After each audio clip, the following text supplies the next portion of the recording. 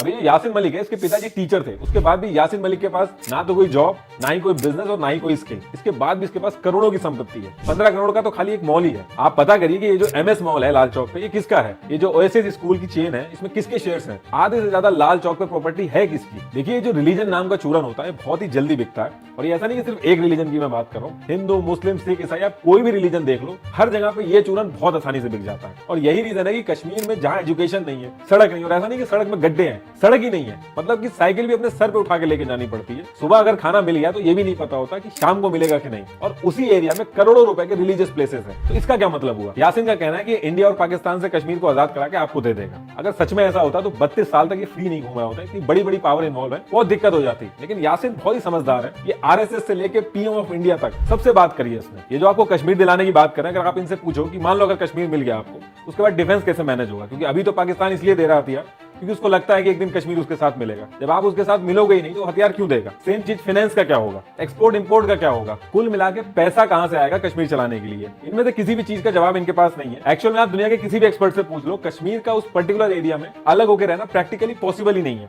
ये चीज अलगाववादियों को भी बहुत अच्छे से पता है, लेकिन ये चीज अगर आप लोगों को पता चल जाएगी तो वो अपना चूरन किसको बेचेंगे? ये दंगे आपके एरिया में इसलिए करवाते हैं क्योंकि इसकी जो वाइफ और बेटी है वो पाकिस्तान के एक सेफ एरिया में है। उस एरिया में कभी दंगे नहीं कराएंगे जहां पे इनके घर वाले रहते हैं। ये जितने भी सेपरेटिस्ट नेता हैं, इनके बच्चे बाहर क्यों पढ़ते हैं? क्योंकि जान की बाजी आपके बच्चों की लगवाते हैं। देखिए, सबसे बड़ा जो टर्निंग पॉइंट आया वो 2018 में जब महबूबा मुफ्ती की सरकार गिरी, उसके बाद आया। उसके बाद छापे पड़ने स्टार्ट हुए। जो बिट्टा कराटे है और ये शौकत बख्शी गिरफ्तार हुए। JKLF को भी उसी टाइम पे बैन किया गया और पुलवामा अटैक के बाद यासिन मलिक को भी गिरफ्तार करके तिहाड़ जेल में डाला गया। जो पिछले 10 साल का केस यासिन मलिक ने श्रीनगर में शिफ्ट कराया था, CBI ने दोबारा से जम्मू कोर्ट में करवा के उस केस को दोबारा खुलवा दिया और यासिन मलिक को तिहाड़ जेल से बिना निकले वीडियो के थ्रू इन केसेस की हियरिंग करवाई जाएगी ताकि जो गवाह है वो जिंदा रहे। देखिए, अभी जो सजा मिली है यासिन मलिक को वो उम्र कैद की मिली है। इसका किडनैपिंग और एयरफोर्स ऑफिसर पे जो अटैक हुए थे उससे कोई लेना देना नहीं है। ये सजा इसको टेरर फंडिंग के केस में मिली है। ये टेरर फंडिंग का केस 2017 में लगा था जब इंडिया टुडे ने एक स्टिंग ऑपरेशन किया था विलन ऑफ वैली के नाम से। इसमें इन लोगों ने प्रॉपर प्लानिंग के तहत दंगे करवाए थे जब बुरहान वानी मरा था। 4 महीने तक इकोनॉमिक शटडाउन था कि यासिन मलिक ने पाकिस्तान से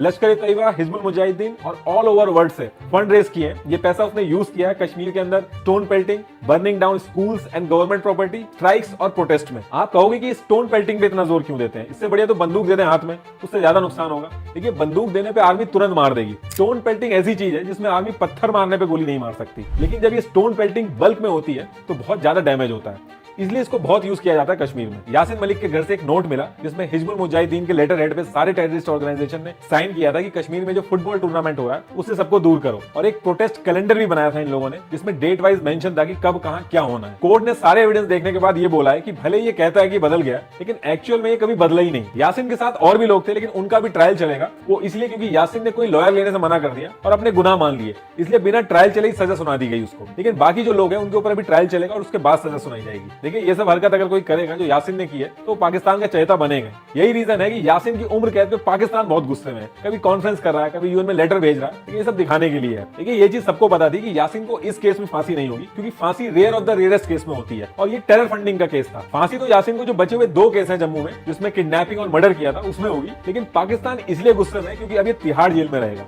इनका जो एक एक्सपीरियंस सिपाही है वो कम हो गया है। देखिए, पाकिस्तान के अंदर ये सारी चीजें एक मौके की तरह होती है। इस टाइम पे जिसको नेता बनने का शौक होता है वो बयान देना शुरू कर देता है। यही रीजन है कि शाहिद अफरीदी कह रहे हैं कि इंडिया जो कर रहा है बहुत ही गलत कर रहा है। आप सोच के देखिए कि जब कोर्ट में ही प्लीड गिल्टी का मतलब हुआ कि उसने अपना क्राइम एक्सेप्ट कर लिया और सिर्फ कोर्ट में ही नहीं, न जाने कितने इंटरव्यू में ये चीज उसने बोली है। उसके बाद भी शाहिद अफरीदी कह रहे हैं कि इंडिया गलत कर रहा है। हंसी की बात यह है कि इनको इतना लालच है अपनी कुर्सी से कि महबूबा मुफ्ती, जिनकी बहन को यासिन ने खुद किडनैप किया था, वही महबूबा मुफ्ती कह रही है कि यासिन के साथ गलत हो रहा है ताकि कश्मीर में वोटों की कमी ना रहे। यूके ने भी इस बात पे आवाज उठाई है लेकिन वो ज्यादा कुछ करेगा नहीं। अब आप कहोगे यूके का इससे क्या मतलब? देखिए, यूके में जो पाकिस्तान ओरिजिन के MPs हैं वो पाकिस्तान का नैरेटिव काफी अच्छे से उठाते हैं वहां के पार्लियामेंट में और इनके नंबर भी बहुत ज्यादा है, इसलिए यूके को स्टेटमेंट देना पड़ता है। लेकिन ये हर बार की तरह इतना ही बोलते हैं कि हम क्लोजली वॉच कर रहे हैं, इससे ज्यादा ही कुछ नहीं करते।